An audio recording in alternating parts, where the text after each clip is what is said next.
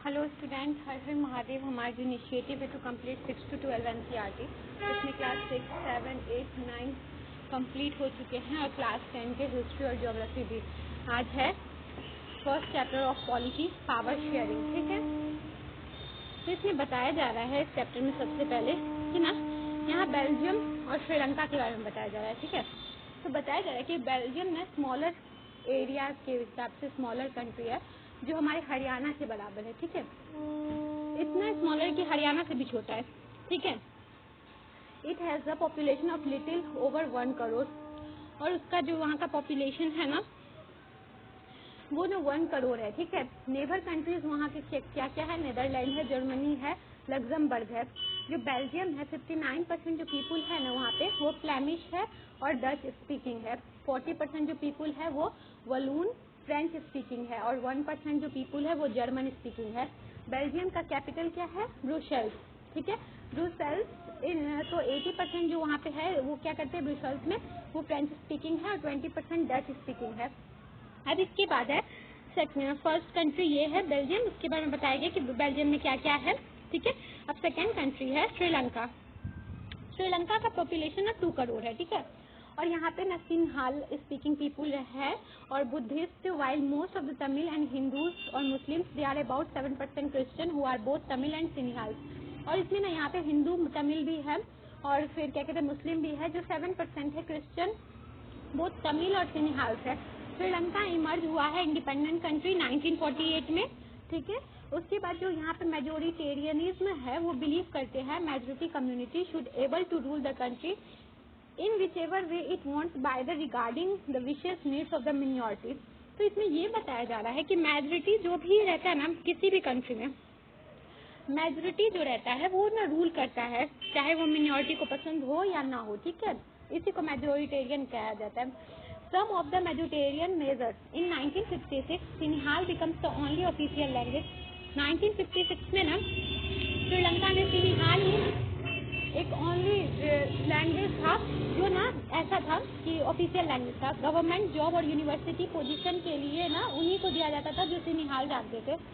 फिर एक new constitution stipulate हुआ और state self protect and foster Buddhism. उसके बाद क्या हुआ, बुद्धिज्म को ना यहाँ पे बचाया जाने लगा।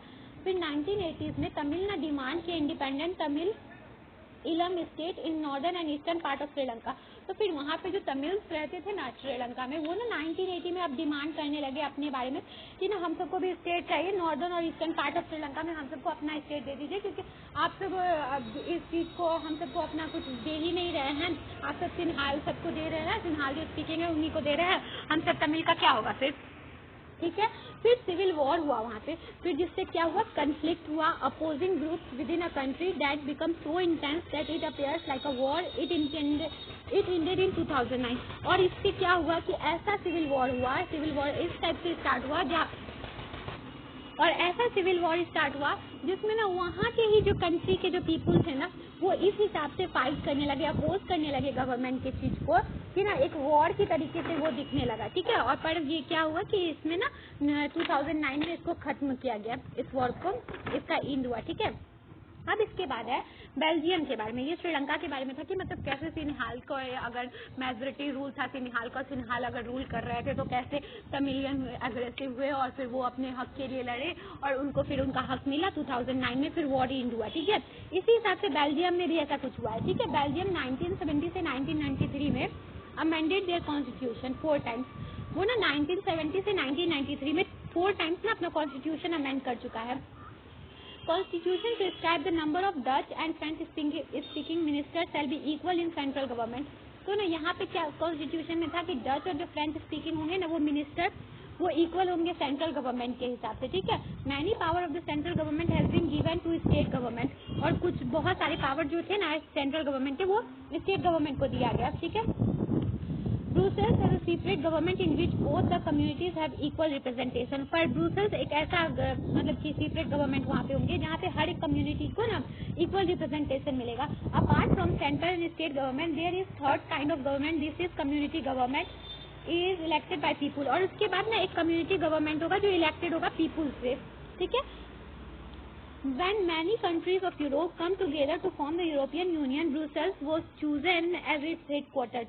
और जैसे ही यूरोपियन यूनियन का गठन होने लगा तो ब्रुसेल्स को वहाँ का ना बहुत सारे जो यूरोपियन कंट्री द्वारा वहाँ पे उसको ना क्या किया गया, हेडक्वार्टर चुना गया था, ठीक है, यूरोपियन यूनियन का। Why power sharing is desirable. अब देखो पावर शेयरिंग डिजरेबल क्यों हो जाता है, पावर शेयरिंग में प्रॉब्लम क्यों आने लगता है, ठीक है, उसके बारे में बताया जा रहा है। It help to reduce the possibility of conflict between social groups. देखो डिसरेबल मतलब कि वो इससे क्या होता है, इससे ना पॉसिबिलिटी ऐसा स्टार्ट होता है जिससे ना कॉन्फ्लिक्ट ना हो सोशल ग्रुप्स में, ठीक है। Power sharing is good way to ensure the stability of political order, it is spirit of democracy. अगर पावर शेयर रहेगा, हर एक मतलब कि धर्म को पावर मिलेगा, हर एक स्पीकिंग मिनॉरिटी से मेजोरिटी तक को पावर अगर मिलेगा सबको इक्वल, तो क्या होगा, स्टेबिलिटी बना रहेगा पॉलिटिकल ऑर्डर में, और इससे क्या होगा, स्पिरिट ऑफ डेमोक्रेसी ना फैला रहेगा, स्पिरिट ऑफ डेमोक्रेसी चलता रहेगा, ठीक है। अब देखो पावर शेयरिंग का ना बहुत सारा फॉर्म्स भी हो सकता है, ठीक है, उसके बारे में बताया जा रहा है। अब देखो पावर शेयरिंग का क्या क्या फॉर्म हो सकता है। पहला इसका ना 4 डिफरेंट फॉर्म्स हो सकते हैं, shared among different organs of government. अब देखो पहला क्या हो सकता है कि ना गवर्नमेंट के ही ना अंडर ही ना शेयर किया जाए पावर, ठीक है, उनके डिफरेंट ऑर्गन, जैसे कि एग्जीक्यूटिव होता है, जुडिशियरी होता है, लेजिस्लेटिव होता है, तो ये गवर्नमेंट के अंडर ही है, ठीक है। तो इनमें ही अगर पावर शेयर किया जाता है तो ये क्या कहलाएगा कि जो पावर शेयर हो रहा है वो गवर्नमेंट के अंडर पावर शेयर हो रहा है, ठीक है। मतलब जुडिशियरी अलग है, एग्जीक्यूटिव अलग है, लेजिस्लेटिव अलग है, पर इनका पावर शेयर किया गया है कि जुडिशियरी मतलब कि रूल करेंगे, ये रूल रेगुलेशन बताएंगे क्या होगा, एग्जीक्यूटिव उसको इम्प्लीमेंट करेंगे और लेजिस्लेटिव रूल बनाएंगे, ठीक है। इसके बाद क्या है, power share among government at different levels. अब देखो पावर शेयर जब गवर्नमेंट के द्वारा होता है तो डिफरेंट लेवल पे, देखो ये हुआ पावर शेयरिंग जो गवर्नमेंट का हुआ वो 3 फॉर्म में हुआ, जुडिशियरी, एग्जीक्यूटिव और फिर लेजिस्लेटिव। अब देखो डिफरेंट लेवल पे कैसे हो सकता है, जैसे कि यूनियन लेवल पे हो सकता है, स्टेट लेवल पे हो सकता है, लोकल लेवल पे हो सकता है, ठीक है। देखो पहला तो आया कि पहला लेजिस्लेटिव, एग्जीक्यूटिव और जुडिशियरी के बारे में आया, ठीक है। इसके बाद क्या हुआ, अब लेवल के हिसाब से बताया जाएगा, तो पहले हुआ सेंट्रल, फिर स्टेट, फिर हो जाएगा लोकल गवर्नमेंट, ठीक है। तो इस हिसाब से लेवल के हिसाब से भी पावर को शेयर किया जा सकता है। एक तो पावर गवर्नमेंट के ऑर्गन के हिसाब से शेयर किया जा सकता है, एक लेवल के हिसाब से किया जा सकता है। तीसरा क्या है, power sharing among different social groups. अब डिफरेंट सोशल ग्रुप्स के हिसाब से भी शेयर हो सकता है, ठीक है। जैसे कि कम्युनिटी गवर्नमेंट बना दिया जाए, जैसे कि बेल्जियम में हम सब देखिए इसका एग्जांपल, वैसे कम्युनिटी गवर्नमेंट बना दिया जाए, तो उससे भी क्या हो सकता है कि ना इससे भी पावर को शेयर किया जा सकता है सोशल ग्रुप्स में। कम्युनिटी अगर गवर्नमेंट बना रहेगा तो वो अब वहाँ का कम्युनिटी का देखेगा, काम देखेगा, वहाँ का व्यवस्था देखेगा, तो इस हिसाब से क्या होगा, वहाँ पे भी पावर, सोशल ग्रुप में भी पावर शेयर होंगे, ठीक है। फिर power sharing arrangement can also be seen in the way political parties, pressure groups and movements. अब देखो पावर जो ये है ना, ठीक है, तो पावर शेयरिंग अरेंजमेंट किस हिसाब से हो सकता है कि अगर पॉलिटिकल पार्टीज हो, प्रेशर ग्रुप हो और मूवमेंट हो, तो ये क्या होंगे, इससे भी पावर हो सकता है, पावर भी इससे भी ना पावर शेयर हो सकता है, ठीक है।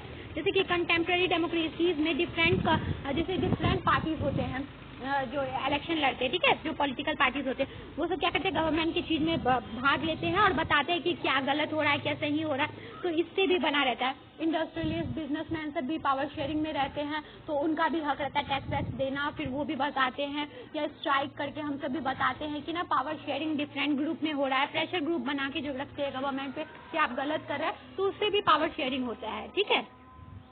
तो इस चैप्टर में ना बस यही बताया गया था कि ना किस हिसाब से बेल्जियम का था, बेल्जियम में किस हिसाब से पावर शेयरिंग हो रहा है, श्रीलंका में किस हिसाब से अगर मिनॉरिटी को दबाया जा रहा था तो मेजोरिटी कैसे, मतलब अगर पावर शेयरिंग वहाँ नहीं हो रहा था तो फिर कैसे कन्फ्लिक्ट हो गया, वहाँ पे सिविल वॉर हो गया। और उसके बाद पावर शेयरिंग के बारे में बताया गया कि पावर शेयरिंग किस किस तरीके से हो सकता है, गवर्नमेंट के ऑर्गन में हो सकता है, लेवल पे हो सकता है, सोशल ग्रुप बना के हो सकता है, फिर उसके बाद प्रेशर ग्रुप्स के तौर पे हो सकता है। मतलब इसमें यही बताया गया पावर्स के बारे में, सेपरेशन ऑफ जो पावर है ना, जो हमारे कॉन्स्टिट्यूशन में दिया हुआ है सेपरेशन ऑफ पावर, उसको बताया गया है, ठीक है। तो इस चैप्टर में बस इतना ही था। ये चैप्टर अगर अच्छे तरीके से समझ में आया तो उसके सारे क्वेश्चन को सॉल्व करना है। अगर कोई भी डाउट हो तो आप कमेंट में पूछ सकते हैं। I hope you understand. Thank you.